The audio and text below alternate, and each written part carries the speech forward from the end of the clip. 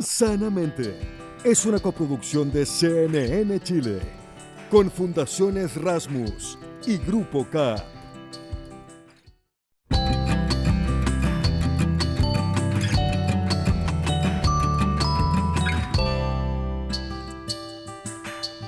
¿Cómo están? Bienvenidos, bienvenidas a un nuevo capítulo de Sanamente que trae fantásticas conversaciones. Hoy vamos a tener una entrevista con el representante de un innovador modelo de apoyo comunitario basado en jóvenes que ayudan a jóvenes.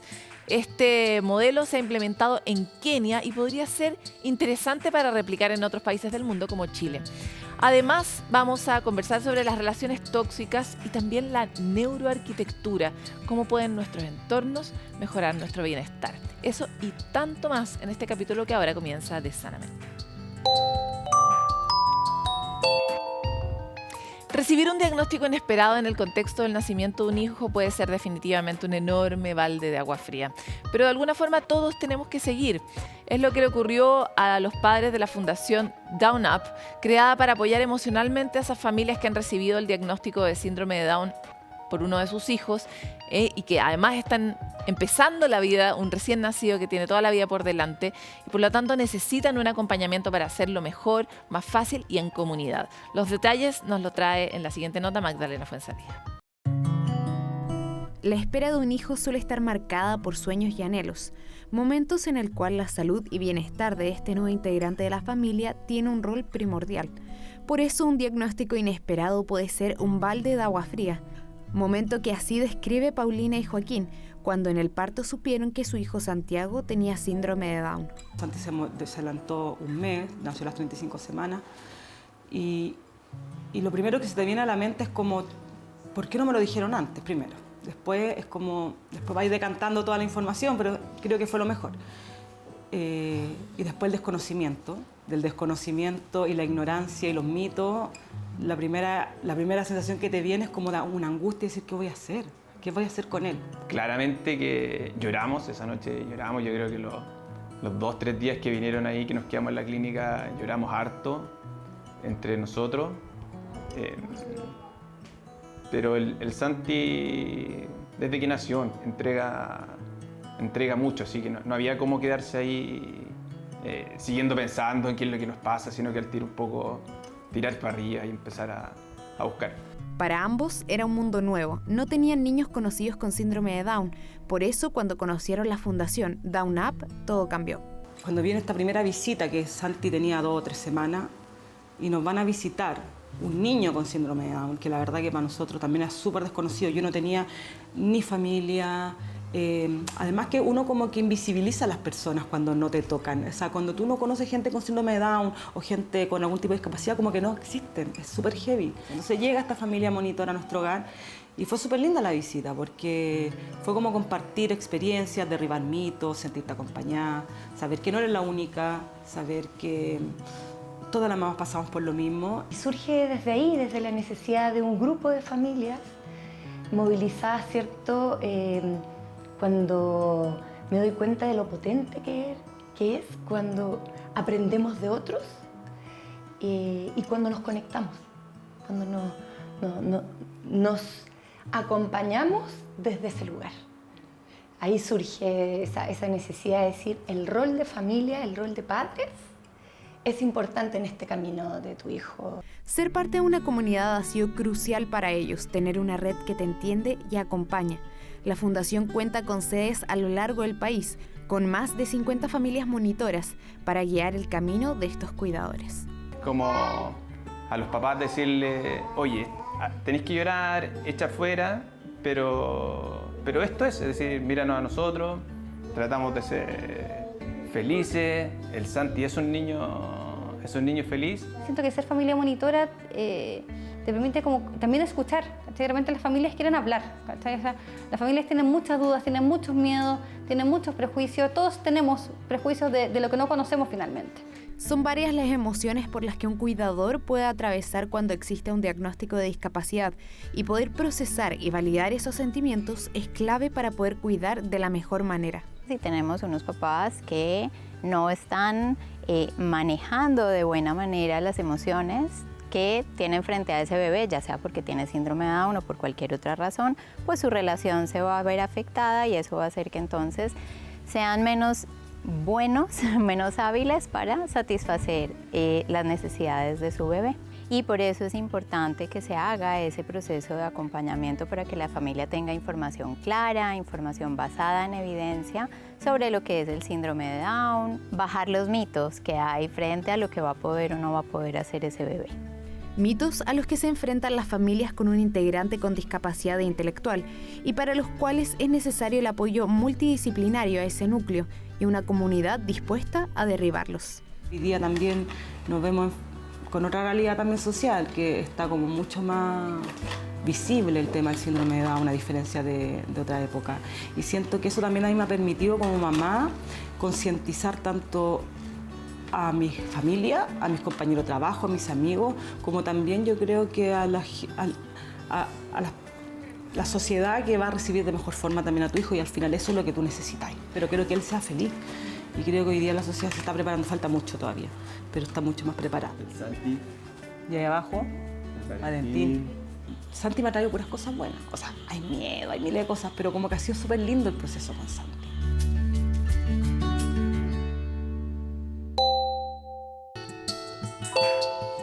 ¿Qué pasa cuando una población a veces se siente demasiado sola o abandonada? Y nos pasa a distintas escalas. Le pasa a los mayores, le pasa a los niños, le pasa a los jóvenes. En este caso, hubo alguien que tomó la iniciativa y se trata de jóvenes ayudando a jóvenes. Es lo que propone el Shamiri Institute de Kenia.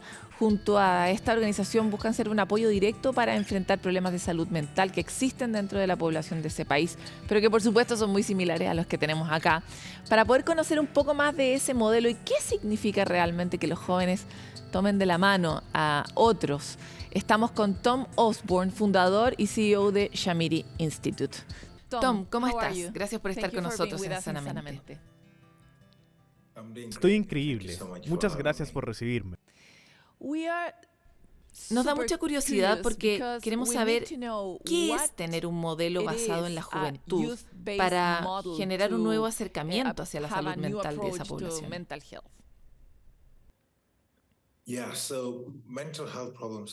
Los problemas de la salud mental, como bien sabrás, son muy comunes en todo el mundo, no solo en Kenia o en Chile, pero también son muy comunes, especialmente en jóvenes. Lo que descubrimos es que los jóvenes no necesariamente tienen una conexión o se identifican con la mayoría de las formas de buscar tratamiento. Así que una forma que estamos usando para intentar superar eso es por medio de un modelo de salud mental basado en la juventud, donde podemos enseñarle a otros jóvenes a ser activos en entregar terapia para sus pares. Así es como funciona, jóvenes siendo terapeutas para otros jóvenes. ¿Por qué decidiste tomar este camino y no, por ejemplo, traer psicólogos, psiquiatras o personas mayores para trabajar con este grupo etario específicamente? ¿Por qué elegiste este modelo?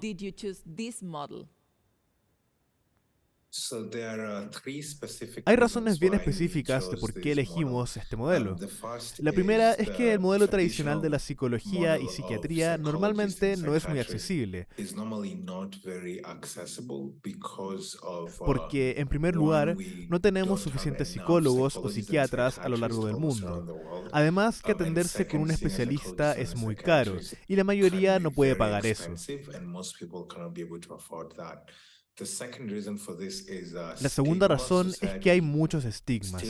La sociedad tiene muchos estigmas alrededor de la salud mental, lo que significa que los jóvenes, no solo en Kenia, sino que en todo el mundo, pueden ponerse tímidos a la hora de ver un psicólogo o un psiquiatra, debido al estigma que lo rodea. El objetivo que tenemos es porque Kenia y África en general es un continente muy joven, donde 19 años es la edad promedio. Más del 50% de la población tiene menos de 19 años, así que tenemos a muchas personas a las que podemos formar. En ese caso específico, si simplemente vemos las matemáticas, no alcanzamos a tener suficientes expertos para la población joven, ¿no? Exactamente, sí. Por ejemplo, tenemos a 2 psiquiatras infantojuveniles para todo el país y alrededor de un psicólogo para 1 millón de personas. Así que las matemáticas no suman. Entonces hay que pensar más allá y ver cómo sacar ventaja de estos jóvenes que son maravillosos y talentosos. De esta forma podemos crear empleos y empoderar a las personas también. Sure.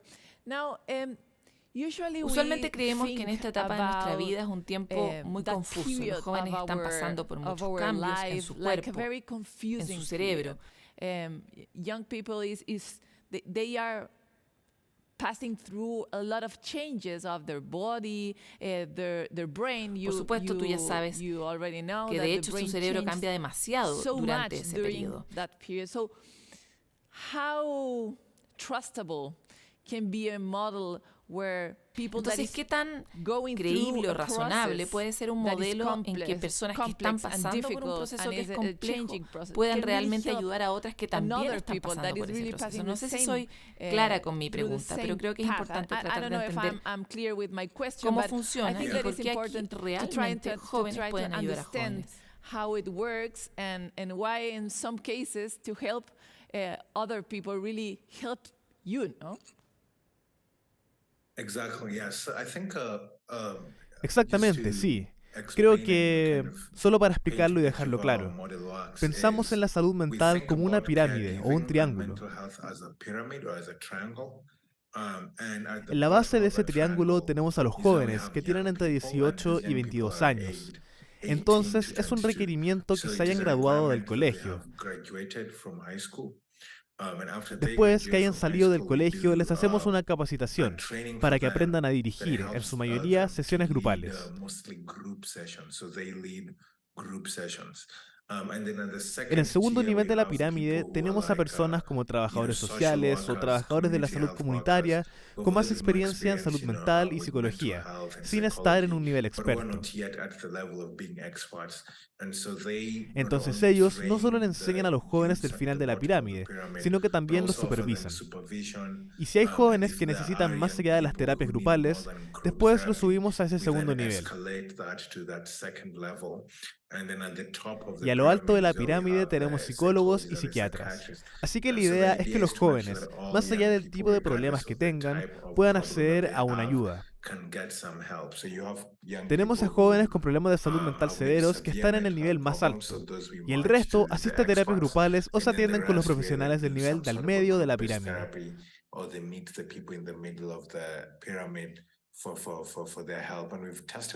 Lo hemos probado de múltiples ensayos clínicos, así que tenemos evidencia que ha sido publicada en revistas académicas que muestran este modelo.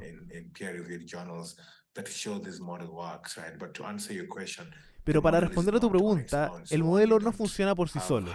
No tiene estudiantes escolares, sino que tienen que graduarse del colegio. Y las únicas sesiones grupales con jóvenes tienen supervisión con sujetos con experiencia y expertise. I know that it's not a very popular question. Sé que no es una pregunta muy popular, pero creo que es importante entender cuál es el modelo. Porque también para el cerebro y la felicidad es muy importante, es muy útil ayudar a otras personas.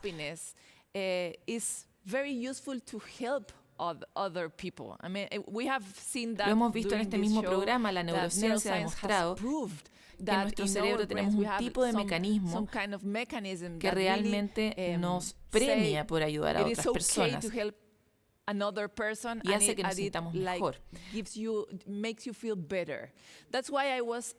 Por eso te quería hacer esta pregunta, quizás si bien los jóvenes están pasando por un momento difícil en que no se sienten bien, están tristes, simplemente la actitud o el hecho de ayudar a otros les ayuda. Entonces, me encantaría llevarte esta conversación, porque para ellos es un buen trabajo de hacer de ayudar a otros jóvenes, porque es bueno para sus propias vidas. Las tres cosas detrás de esto son buenas para los jóvenes. La primera es que las cosas que le enseñamos a los jóvenes que están pasando por tristeza, ansiedad y depresión son enseñanzas muy simples que pueden usar en sus propias vidas. Una de ellas es tener lo que nosotros llamamos mentalidad de crecimiento. Para mí, una mentalidad de crecimiento es ver los desafíos como las oportunidades de crecimiento y desarrollo personal. Lo otro es la gratitud y practicar la gratitud. Y lo que esto hace es decirle a las personas que tienen que estar agradecidas por las cosas que tienen en su vida. Esta enseñanza puede ayudar a las personas cuando pasen por cosas difíciles.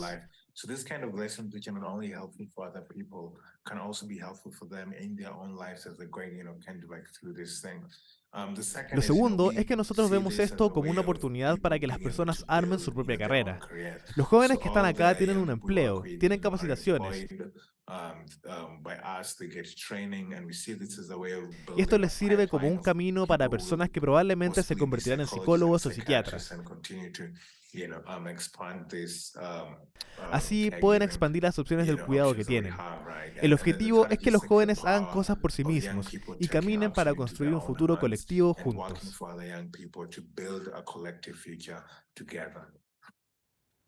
Yeah, that was exactly the way that I wanted to Claro, speak to para you, allá because iba. what's the ¿Cuál role es el for rol you finalmente de that la gratitude gratitud has en la in salud mental mental y health en la and felicidad? happiness? I have seen He that visto que your tus intervenciones en interventions in some colegios schools are tienen de based hecho on gratitude, dinámicas basadas en activities, gratitud. for example. ¿Por qué? Why? Hay dos razones para esto. La primera es que nos dimos cuenta que los jóvenes usualmente pasan por una fase transitoria en sus vidas, donde piensan que las cosas no están funcionando para ellos o que no le agradan a las personas.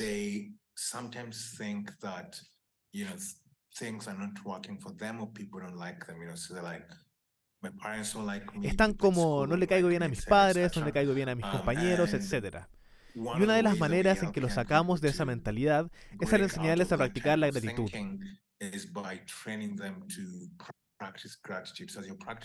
Al practicar esta gratitud, se dan cuenta de cosas como: a este profesor le agrado, dijeron algo bueno sobre mí hoy, mis padres me compraron algo hoy. Es difícil darse cuenta que esas cosas están pasando y que las personas en verdad te quieran. Entonces, cambia las relaciones sociales. Y lo segundo son varios signos que demuestran que no solo los jóvenes, sino que todas las personas agradecidas tienden a ser felices, a vivir mejor y a tener una mejor vida.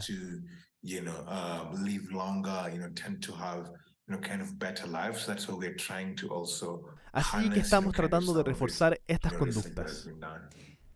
Tom, ¿y qué le dirías a una persona que realmente está teniendo una vida difícil, un momento terrible? Me refiero, si él o ella realmente tiene malos padres, un mal entorno, una mala historia de vida. Todos podemos tener, aunque sea una pequeña dosis de gratitud en nuestra vida, a pesar de nuestra vida. Siempre hay algo por lo que estar agradecido. De hecho, cuando empezamos a hacer esta actividad, comenzamos en un lugar llamado Kibera, que es un asentamiento informal aquí en Nairobi. Es un barrio que tiene serias desventajas, pero nos dimos cuenta que hay cosas bien pequeñas de las que todos podemos estar agradecidos. Tener la oportunidad de ir al colegio, tener amigos que te quieran y te aman. Gifts like being able to go to school, having friends, that care about you and that like you and love you, kind of having a family, right? And so, relatively, Así que relativamente descubrimos que es posible que todos podamos estar agradecidos de algo. La gente que siente que no tiene nada de lo que estar agradecido se dará cuenta que hay ejercicios donde pueden ver que hay cosas buenas. Hacemos que pasen un tiempo reflexionando sobre su día y vean una o dos cosas buenas que le pasaron. Y mientras más haces eso, te das cuenta que más allá de las circunstancias, también puedes estar agradecido por algo.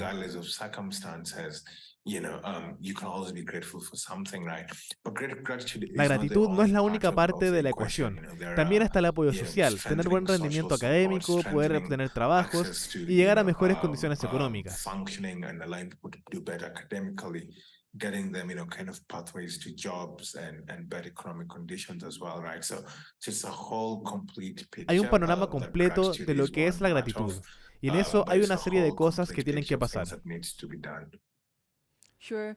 Tom, I need to end this conversation, but before, there is this big Bueno, Tom, tengo que terminar esta conversación, pero antes existe este gran elefante rosado en la habitación cuando hablamos de jóvenes, y es el suicidio. En Chile las cifras son terribles, no sé cómo será el caso de Kenia. ¿Cómo tienes esta conversación en tu modelo de tratamiento y cómo abordas el problema?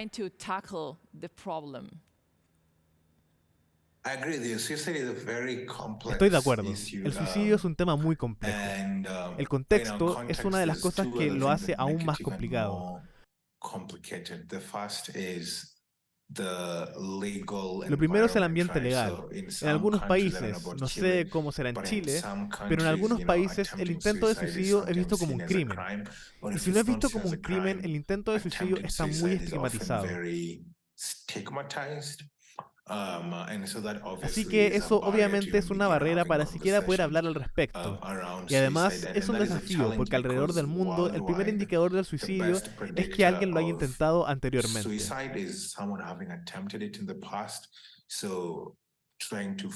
Entonces hay que identificar a las personas y poder intervenir. Eso es lo primero. Lo segundo es que la psicología detrás del suicidio es muy complicada. Usualmente la mayoría de las personas que tienen un intento de suicidio no lo logran. Y los que lo logran ya tienen previsto lo que va a pasar.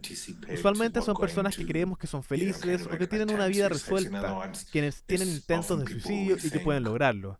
Are happy or have their lives together, who often, kind of like succeed, kind of like with kind of attempting suicide.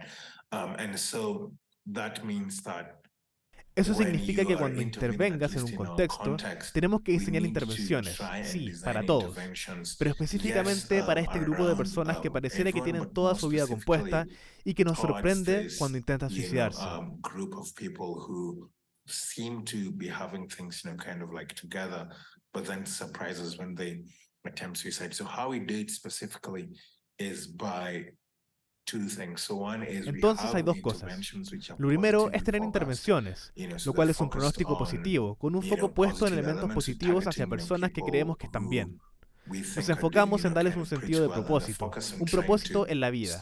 Así pueden identificar su camino en la vida y encontrar un propósito. Ways of identifying a meaning in life, sense of purpose, and also working with people to identify their values. Y también ayudar a las personas a que puedan identificar sus valores. Por ejemplo, si valoras a tu familia, eso puede ser un camino para intervenir en contra del suicidio. Si valoras a tu familia, sabrás cuánto les afectará.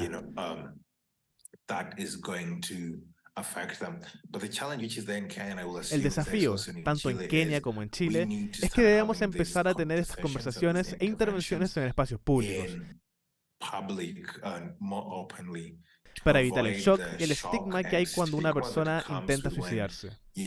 El modelo trata de ir por medio de estas intervenciones positivas y nos dimos cuenta que a nivel nacional y a nivel comunitario empezamos a tener un diálogo alrededor de la realidad de que el suicidio es un problema que crece entre los jóvenes.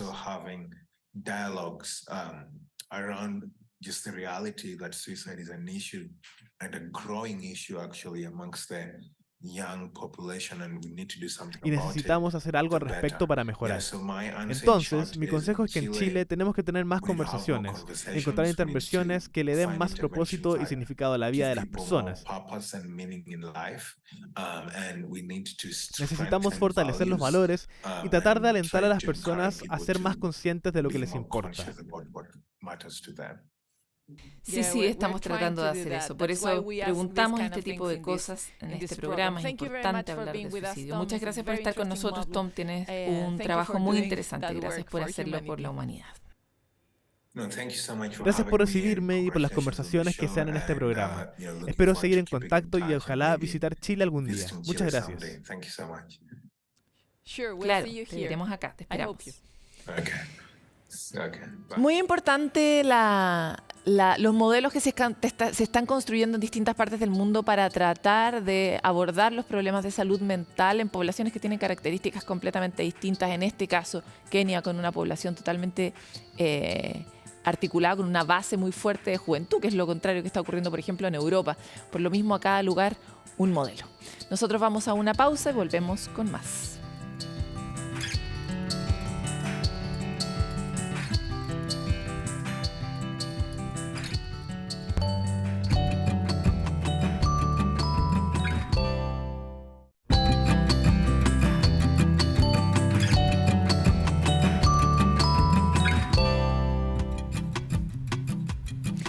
De seguro alguno de ustedes ha escuchado o realmente ha vivido una relación tóxica.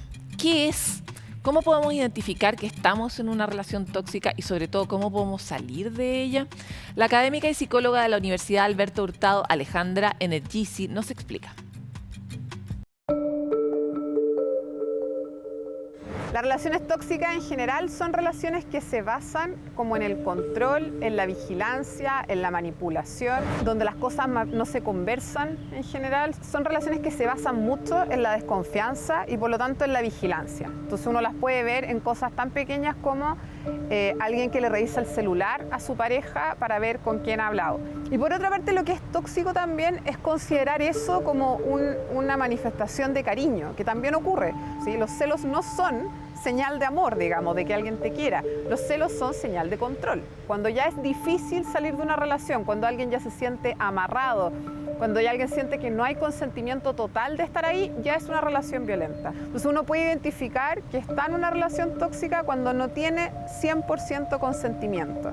Alguien que siente que está en una relación, por ejemplo, en la que no puede decir que no a ciertas cosas. Son justamente relaciones de género que tenemos socialmente aceptadas, que son en sí mismas violentas. Entonces, yo creo que eso es lo más difícil y lo más preocupante, poder redefinir quizás ciertas cosas que hemos entendido histórica y tradicionalmente como romántica, en realidad como violencia. De tener la esperanza de que la relación va a cambiar, en general, eso es justamente parte de la toxicidad y de la violencia de la relación. Es muy difícil salir solo, o sea, sola, sobre todo una relación tóxica, y más bien lo que se necesita es una red de apoyo, es pedir ayuda. Es difícil contar que alguien está en una relación tóxica porque como son relaciones de violencia, dan vergüenza. Siempre cuando uno está en una posición de víctima, sobre todo en relaciones de género, la gente le cuesta hablar del tema y le da vergüenza hablar del tema. Entonces es difícil salir de ahí, pero la recomendación es justamente activar redes de apoyo y en ciertos casos, o luego de eso también procesos quizás terapéuticos con perspectiva de género que replanteen la idea que alguien tiene de lo femenino y de lo masculino. Llega el punto de encuentro donde compartimos datos, tips y también historias de vida que a veces nos permiten reflejarnos y encontrar un camino para sentirnos mejor. Y vamos a partir con esta historia fantástica de Alex Roca, que hizo historia completando la maratón de Barcelona. Lo logró en un tiempo de 5 horas, 50 minutos y 51 segundos, pero la verdadera hazaña es que él es el primer deportista con un 76% de discapacidad física en cubrir los 42.195 metros que tienen que recorrer quienes hacen esta maratón. Alex tiene movilidad reducida en la parte izquierda de su cuerpo a causa de una parálisis cerebral que sufrió cuando tenía 6 meses de edad. El esfuerzo físico de una maratón, para qué les digo, es gigante, por eso implicó una preparación enorme para poder llegar a este punto y hasta ahora ningún atleta con esta discapacidad había completado esta maratón. Cuando le preguntaron por qué quería correr la maratón, él dijo porque le hace feliz.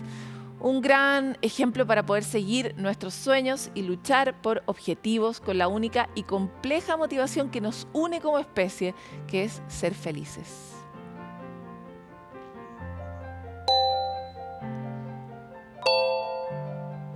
La salud mental influye en cómo nos desenvolvemos en el día a día, en la cotidianidad y cómo interactuamos con el entorno. Y cuando no estamos bien, se nota. Ese fue el caso del extenista Mardy Fish, quien en 2013 decidió retirarse por algunas temporadas del tenis profesional al ser diagnosticado con el trastorno de ansiedad severo, entre distintas razones por la presión de mantenerse en los primeros lugares del ranking ATP. Esto y más se puede conocer mucho más en detalle en el documental Al Descubierto, Punto de Break, donde el estadounidense da cuenta de la importancia de trabajar en el ámbito psicológico para los deportistas de alto rendimiento y la relevancia de visibilizar esta situación que es mucho más común de lo que se piensa. Si ustedes quieren conectarse más con el mundo deportivo y entender por qué Mardy Fish se parece a todos nosotros y se retiró finalmente del tenis, pueden ver este largometraje que está disponible en Netflix.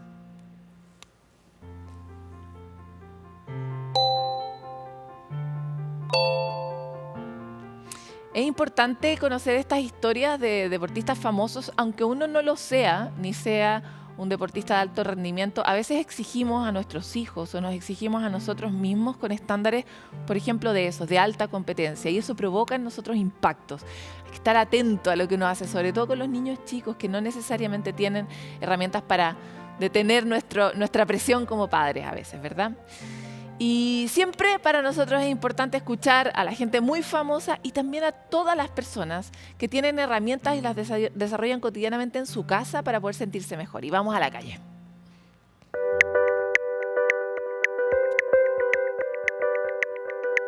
Hola, mi nombre es Fernanda Acuña, tengo 21 años y bueno, en realidad lo que más me ayuda para sentirme mejor cuando estoy frustrada o agobiada, angustiada, es esencialmente mi diario, escribir. La escritura para mí es una gran forma de canalizar emociones y el yoga. El yoga también es un equilibrio perfecto entre el mover mi cuerpo y el meditar, el transmitir energía a través del movimiento. Estas dos cosas me hacen sentir muy en conexión conmigo.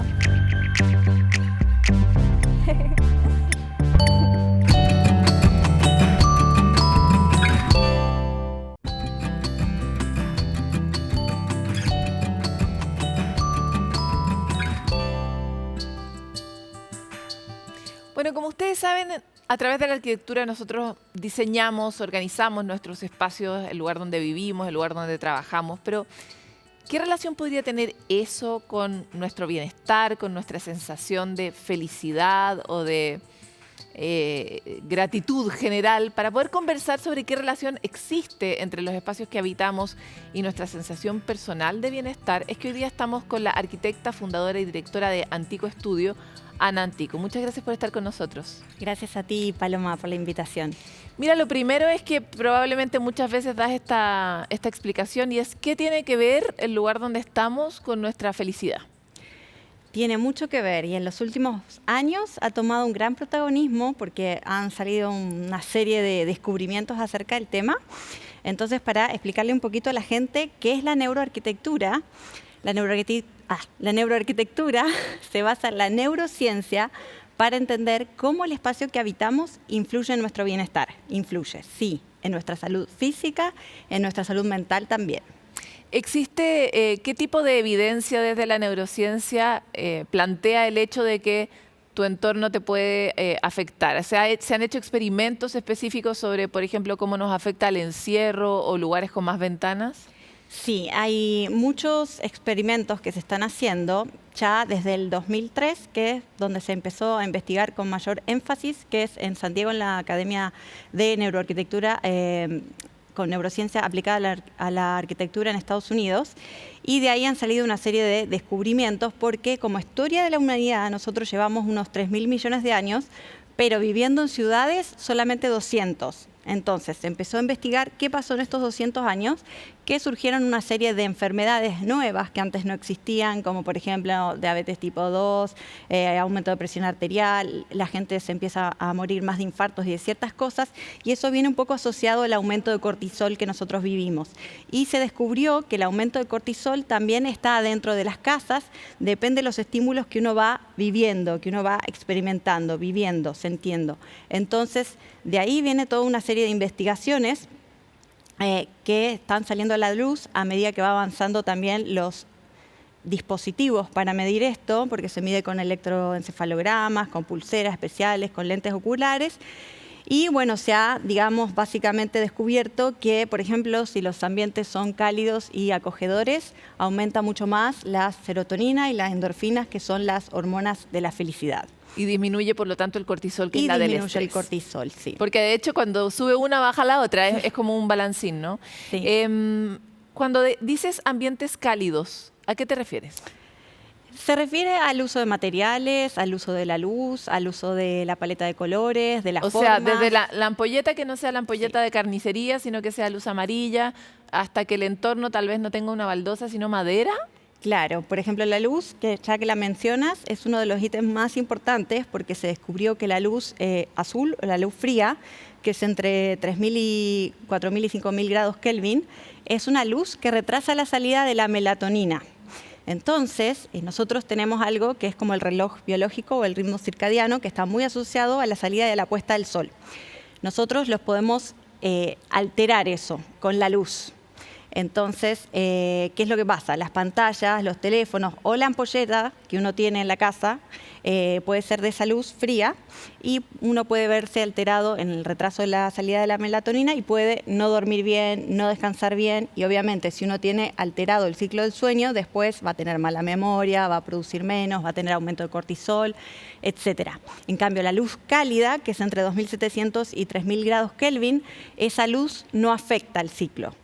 Incluso se hacen experimentos con la NASA, con los astronautas que permanecen mucho tiempo despiertos. Entonces, de ahí que van saliendo estas conclusiones y ya tenemos más evidencia que apoya que sí debemos, por ejemplo, usar luz cálida y no luz fría.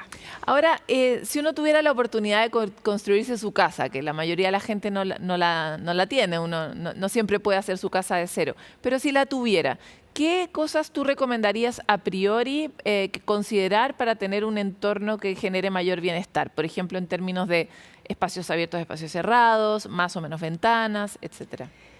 Bueno, la luz, como te mencionaba, es uno de los factores más importantes. Después también les recomendaría muy fácilmente utilizar plantas a las personas en su casa que muchas veces se olvidan o ponen plantas plásticas, ¿no? Porque las plantas están dentro de un estudio que se llama biofilia y también está demostrado que disminuye un 37% los niveles de ansiedad, que es muchísimo. También ayuda a la concentración, a la memoria, a la productividad y limpian el aire. Nosotros tenemos contaminantes en el aire y sobre todo cuando tenemos computadores e impresoras hay algo que se llama ozono. El ozono también es un contaminante, entonces limpia el aire y favorece todo eso. Hay algunas que están certificadas por la NASA como por ejemplo la lengua de cebra o sansevieria y la hiedra también es certificada por la NASA como purificadora del aire. Así que el trabajo con plantas muy bueno, el trabajo de la luz, también podemos recomendar que usen ciertas formas, ciertos colores. Ciertas formas, entremos en ese detalle, porque también uno ha leído en el Feng Shui, por ejemplo, que hay ciertos entornos que necesitan más bien formas circulares y no formas puntiagudas. Sí, las formas muy importantes, también está demostrado que, por ejemplo, las formas muy angulosas o puntas de flecha generan como una amenaza. Entonces uno a eso le genera hostilidad y ganas de salir arrancando del lugar, no de permanecer. En cambio, las formas que son curvas, orgánicas, que ahora por suerte está de moda todo lo orgánico, eso favorece el permanecer en el espacio. Uno se siente más cómodo, más relajado, disminuye el cortisol, aumenta la felicidad y más ganas de permanecer en el espacio. Así que ahora también se viene todo como lo curvo en los muebles y en las formas del diseño mismo.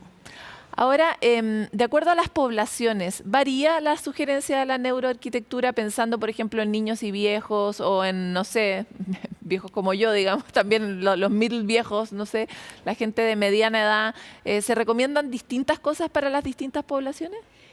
Hay un componente cultural, sí, que va variando, porque, por ejemplo, no sé, como te decía recién de los colores.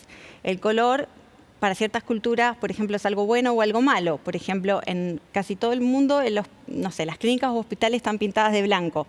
Pero si las clínicas estuvieran de otro color, ese no sería como un color malo para usar en la casa. Eso es un componente cultural que va variando de país a país y también, digamos, ciertas cosas que van variando de grandes a viejos. Por ejemplo, los niños necesitan cierto entorno.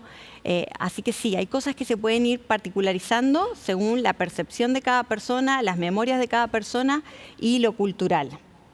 O sea que en el fondo la neuroarquitectura tampoco es una definición que es un parámetro igual para todo el mundo. Tiene todo que ver también con tu historia. Sí, algunas cosas sí, como te decía, están como parametrizadas, son como más universales. Como lo de las plantas y las formas curvas. O lo de los colores, algunos que son como más universales ¿Qué colores también. No? Y, por ejemplo, ahora hay estudios que dicen, por ejemplo, que el rojo te abre el apetito.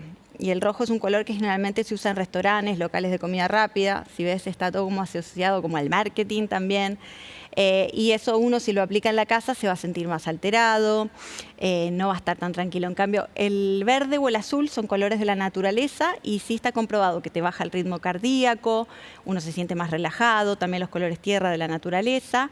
Y hay estudios que dicen que los colores oscuros disminuyen la comunicación entre las personas.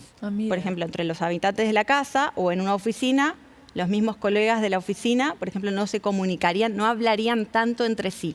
Los colores oscuros generan eso también. Mira, interesante porque empieza de los niños nunca rojo, clarísimo. Y por otro lado, claro, ambientes que repliquen de alguna forma para lo que el cerebro ha evolucionado durante mucho más tiempo, ¿no? Ese es el gran mensaje. Claro, hay que como que volver a lo inicial.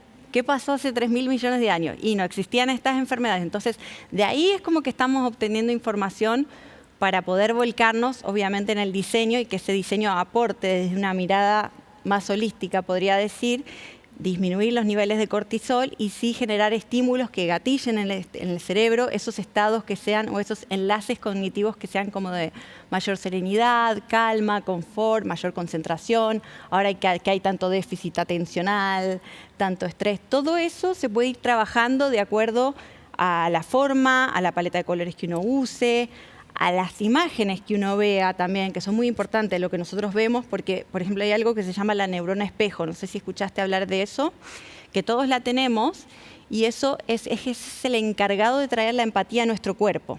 Entonces, si nosotros vemos cosas que no estén tan buenas o que nos hagan mal, por ejemplo, una película, cuando vemos una película y el personaje llora, como que nosotros lloramos muchas veces, sobre todo las mujeres.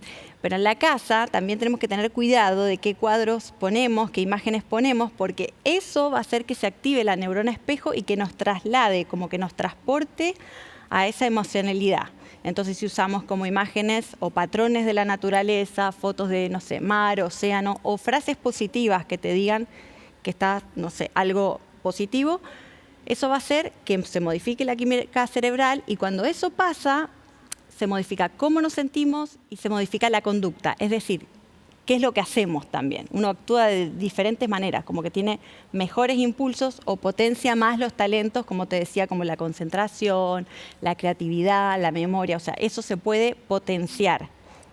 Para terminar, me gustaría saber si tú has percibido que entre tus mismos clientes existe cada vez más o no la demanda o la conciencia de que el entorno es gravitante en el bienestar. Sí, yo creo que sí, que estamos evolucionando y que hay toda una conciencia social del wellness en general. El wellness es una tendencia, un movimiento social que no solamente, digamos, en la casa con esto, sino que la gente se está alimentando mejor, haciendo más deporte. Viene todo como una bajada de conciencia por ahí. Y sobre todo después de la pandemia, que se pasó mucho tiempo encerrado dentro de las casas, ahí la gente empezó a percibir cuánto impacto tenía el espacio que nosotros habitábamos en nuestro bienestar. Así que creo que esto es lo que se viene y se vienen muchas novedades. Te quiero agradecer por esta entrevista aquí en Sanamente. Gracias a ti. Es muy interesante cómo finalmente es una visión integral de nosotros, de nuestro interior y de nuestro exterior, lo que nos puede conducir a una sensación real de mayor bienestar o simplemente salir un poco de algunos agujeros en los que muchos de nosotros estamos. Pero vamos a pasar a otro tema, porque sobreponerse y crecer a través de experiencias adversas definitivamente no es fácil, pero en ningún caso es imposible, es más, probablemente va a ser el mayor de los aprendizajes que tengamos. ¿Saben ustedes lo que es la resiliencia? A través de esta cápsula lo profundizamos.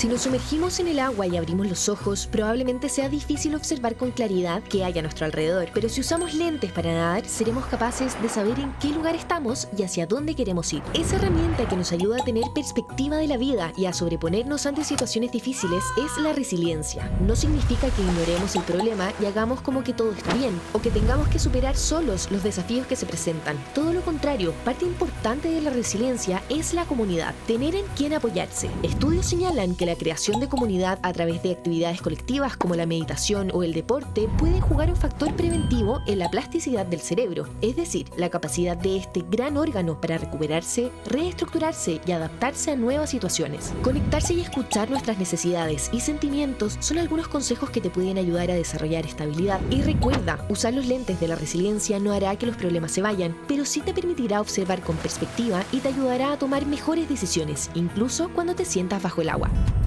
Bueno, y antes de irnos queremos dejarles la información de Fundación Antonia, que atiende sobrevivientes de violencia de relaciones en pareja, acompañándolas durante el proceso de desvinculación de sus agresores independiente de su identidad de género y orientación sexual. Aquí ellos pueden tener un equipo capacitado para poder asistir legal y psicológicamente a este proceso que es muy difícil, y pueden encontrarlo en sus redes sociales, pero también en su sitio web www.fundacionantonia.org. Además tienen un número de ayuda que es el 569 40 46 8809. La violencia dentro de la pareja es algo mucho más frecuente de lo que creemos. A veces ni siquiera nos damos cuenta que estamos metidos en una relación violenta, y por lo mismo es tan importante identificar las señales. En esta fundación los van a ayudar a eso y a mucho más. A veces ni siquiera sabemos que estamos en un problema grande. Tenemos que cuidarnos entre todos, en la comunidad, entre los amigos y amigas. Para eso compartimos estos espacios. Nosotros nos vamos y volvemos con otro capítulo de Sanamente. ¡Espérenos!